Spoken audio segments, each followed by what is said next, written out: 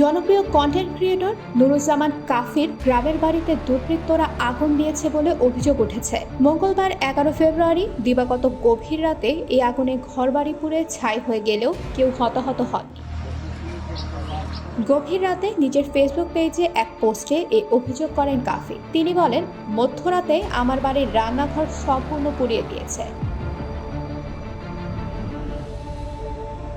কোন দেশের জন্য, কাদের জন্য কথা বলেছিলাম, যুদ্ধ করেছিলাম এবং করছি, নিরাপত্তা পাইনি। আগুনের ঘটনায় আক্ষেপ করে কাফির বাবা মাওলানা মোহাম্মদ এবিএম হাবিবুর রহমান বলেন, আগুনে পুড়ে সব শেষ হয়ে গেছে, আর কিছু নেই। আমাদের পুড়িয়ে মারার জন্যই এমন ন্যাক্কারজনক ঘটনা ঘটিয়েছে। আমরা এর তদন্তপূর্বক বিচার চাই। তো 1:30টার দিকে আনুমানিক সজাগ হয়ে গেছি, দেখি কেমন চালের উপরে আগুন। সেই দরজা খোলার চেষ্টা করছি, দুইটা দরজা, ছোট একটা বড় একটা। প্রতিবেশী ওয়ালিউল্লাহ ইমরান বলেন, আগুন লাগার সঙ্গে সঙ্গে ফায়ার সার্ভিসকে খবর দিই। তাদের সঙ্গে আমরাও আগুন নির্বাপনের কাজে নেমে যাই। এটা সম্পূর্ণ পরিকল্পিত, কারণ জানালার বাইরে থেকে ছিটকানি লাগানো ছিল।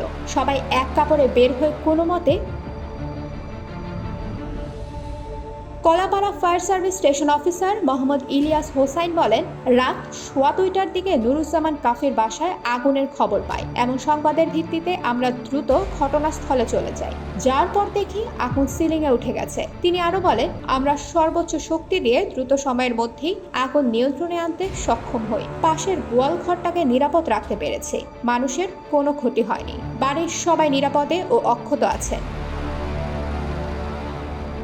প্রসঙ্গত, জুলাই আন্দোলনের পক্ষে ও বিভিন্ন ইস্যু নিয়ে সোশ্যাল মিডিয়ায় কথা বলা কাফির বাড়ি পটুয়াখালীর কলাপাড়ার রজপাড়া গ্রামে। তার বাবা রজপাড়া দিনে এলাহি দাখিল মাদ্রাসার সুপার। কাফি 2019 সাল থেকে ভিডিও কন্টেন্ট তৈরির কাজ শুরু করেন। তিনি মূলত বরিশালের আঞ্চলিক ভাষায় ভিডিও তৈরি করে থাকেন। ভিডিওগুলোতে হাস্যরসের মধ্যে দেশের সংকটময় পরিস্থিতি সহ নানা অসঙ্গতি, দুর্নীতি, অনিয়মের প্রতিবাদ থাকে।